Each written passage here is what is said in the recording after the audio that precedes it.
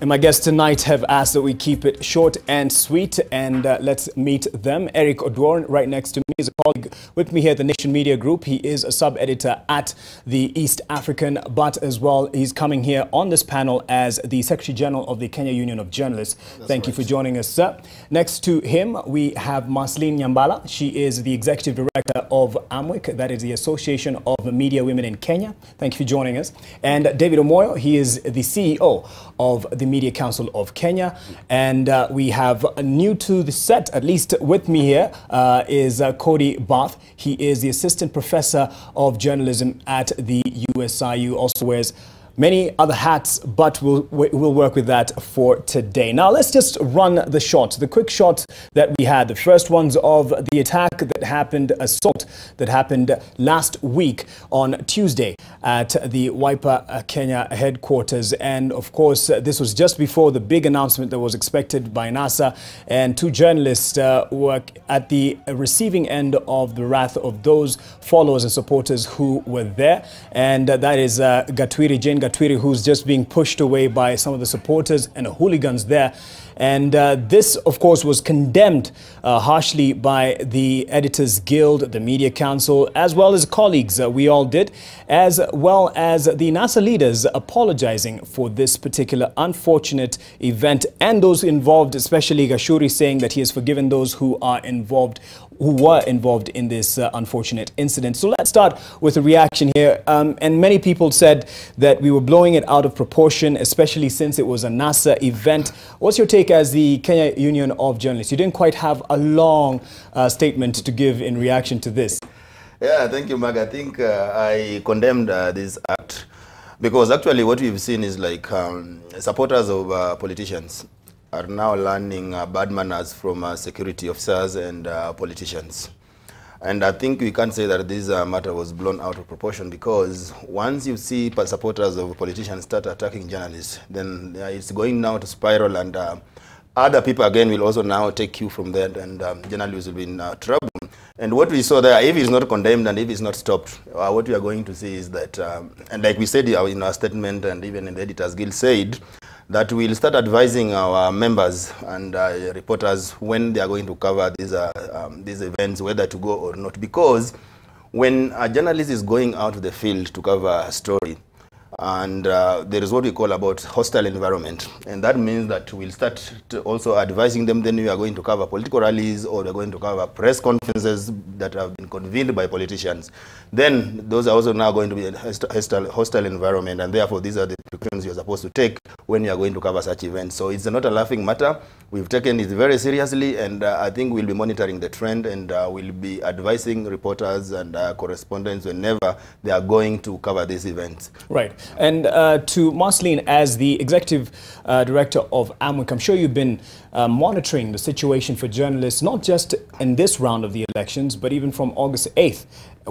How were you able to report? And, you know, some people were saying there were other attacks from Jubilee functions that, you know, the journalists were at the receiving end of. So did we give it Mark, there have been other attacks. We had some ladies who were attacked. A lady, Esther, from Mbaitu FM, and Lydia from the Star, I think in Kitui. And therefore, and we also know of Rashid Ronald, as well as Basil Okoth. And therefore, these are not isolated attacks. But there is also a study that has been done in 2015 by one of our partner organizations, Article 19, that showed that in 2015, at least over 60 journalists had been attacked in different forms of attack. One of them being murder, and most of them, at least 30, being physical attacks. But there is a trend whereby a lot of audiences are also increasingly expressing their intolerance to what the media is reporting. So you also see some of the attacks being online. And for us, we have done a study, but particularly looking at women. So you find that women are particularly targeted online. The cyber security of women journalists, you find them being attacked for being journalists, for being women, and for being women journalists. But you find the journalists would also tell you that in some of the rural areas, that if they report in a certain way, actually their security is at risk.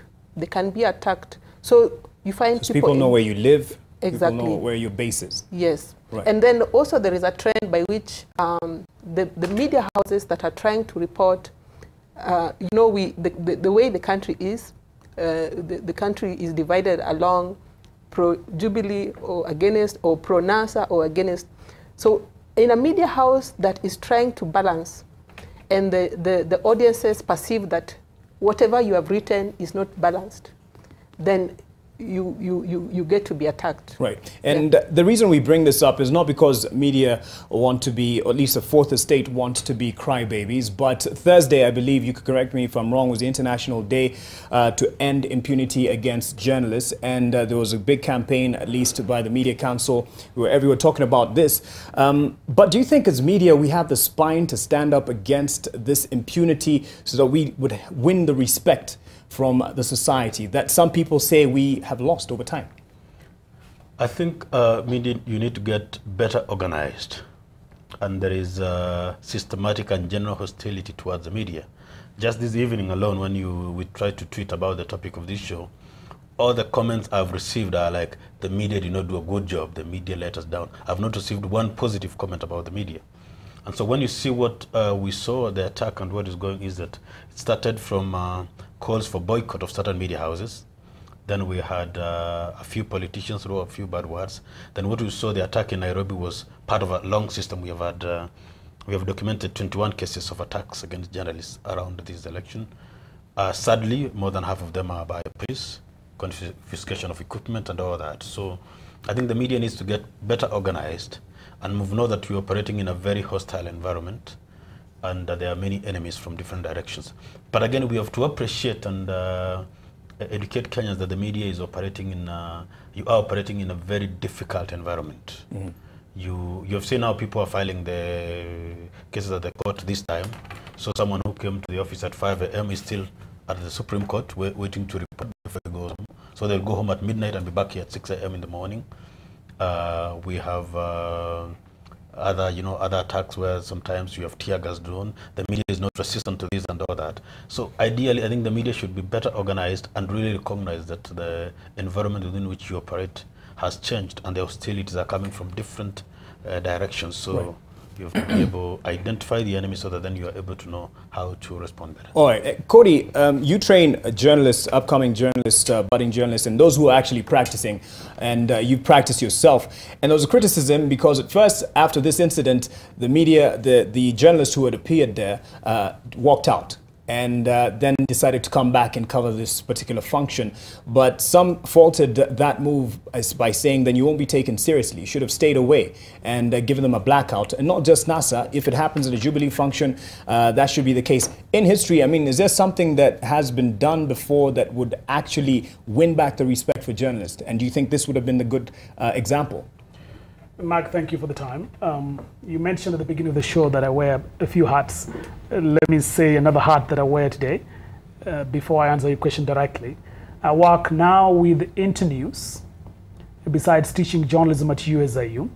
Internews is an international media development organization, and we work with media that is at the grassroots level. Mm-hmm. We aim to give power to media houses so that local people at the grassroots are given a voice and they're able to express themselves, mm-hmm. and that media houses that are at the grassroots are able to give the local community accurate information, quality news, so that people directly at the grassroots can shape their futures. Now, I want to, before I get to your question, I have a practical example out of Kisumu. With regard to this, we have examples from Nairobi, yes. But we have another example out of Kisumu. That is a unique challenge for people working in radios at community level. I have been the last few weeks working with community radios in Kisumu. Some are commercial radios, but we call them community here, in the sense that they speak the local dialect. And in Kisumu, all these radios work within a community. The community know each other, they know these broadcasters, And so when you have radio stations that are right in the community, they face the challenges that were faced by this journalist in Nairobi. You have Radio Sahara, you have Namlolwe, you have Dala FM, you have Sky FM, you have Oceanala, Radio Victoria. All of these are in communities in Kisumu. Now, Kisumu is known, for better or for worse reason, as being a hot area, a hot maybe spot. that's the stereotype, and we're getting to that. But carry on with your point. Yeah, the point I want to make here is that I found a case where if a media house broadcaster was saying something that the community perceives does not go according to their current opinion, the journalist is directly put in danger. They know his way home, they can stop him on the way home. The media house itself can be put in danger, and this happened with one radio station that was a paid advert came to the radio station. The community did not like that advert because the advert was from the opposing community that was asking for the people to vote for President Kenyatta. And the people came and said, you got to bring that advert down. So, and they were prepared to burn down the radio station. It is a direct assault on journalism, not just an individual journalist in this case, but now even a journalism house, the journalist's house. These are challenging times, but these are also the times when journalism excels. These are the times that journalism is made for. Right. To give people information that they need so they can decide what to do. But that information needs to be accurate. Okay. That information needs to be verifiable, and the journalist should not be threatened. All right. Now we need to close this particular issue as someone is actually writing. Kwani bado kuna mtu analeta hiyo story iliisha. Many journalists have been intimidated since then na hatujasikia legal action ikichukuliwa. So anyway, that is Mr. Resist Bruce Onyango. We're closing this, but as KUJ, did you feel that, you know, if we should have stood our ground and not gone back to that function, and this is not just because it's NASA, any other incident where a journalist is attacked, that we should show some spine and stand by our colleagues? Mark, actually, what I've always stated, and I've always advised journalists when I'm training them on safety and security, and I've always told them there's no story that is worth your life. And if their lives actually were threatened at that particular time, and they were not feeling secure, then they have got a right to boycott or to leave. Let me put it, not to boycott, but I just leave that environment. Boycott has been the word recently. Exactly, because I think yes, because it's got its own connotation. But let me say that they should have left that area, because now that was because they'll have to take very seriously the issue of their security and go probably and send a message that we are not going to work in an environment that we feel we are not secure. And actually that's the message that they're supposed to send to these people, that when we are going to cover you, you must also guarantee us that we are going to be safe and we will do our work, because journalists are just messengers. And when political parties supporters actually start ventilating some of the issues that they have and accuse the journalists, then I think that's when we are going to lose it. Because if you do that, I don't think if tomorrow there's a press conference that has been called by a given political party, of course that this journalist will not feel safe. We will be going there feeling intimidated. And that's once you go somewhere where you are feeling intimidated, you will not be able to report freely, you're not able to be factual like Kodi is saying, you'll not be able to be objective, because already you're now subjective. Okay. You've already been you've already been forced to submit to a particular political party. So when you are going there, you want now to impress upon these people. You want to make them feel that you are one of them. And that means that you now will be running away from your professional training to pleasing political parties and politicians. All right, as you play that clip, we're wrapping this up. Philip Etale, he was there when this happened. If Mike can just play that clip again. Not sure what I'm looking at. He says, I want to state that in that clip, I was captured shoving away Gashuri's attackers. It was taken out of context for politics, and I give you a chance to wrap up on this issue, Marceline. This is the other thing. We are told that we're taking it out of context and attacking one party over the other if we give it so much, you know, focus. Yeah, I think I want to agree that we need to take certain stands that will ensure that going forward, the journalists are safe wherever it is that they're going to report. And whether that means that we in such a scenario, or even when it is a demonstration, there are rules that govern demonstrations.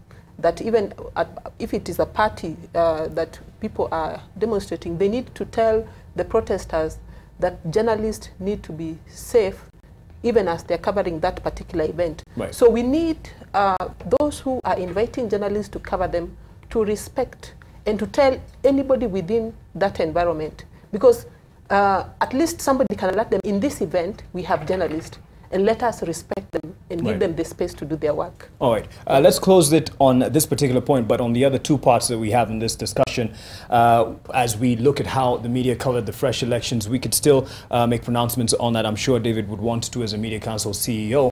But we take a break on this particular point, and as I read Marvin Gakunyi's point, attacking journalists is an insult to the very freedom of expression that was fought for by our forefathers. Thank you for that. We continue after this short break with the diagnosis of how we covered the fresh elections.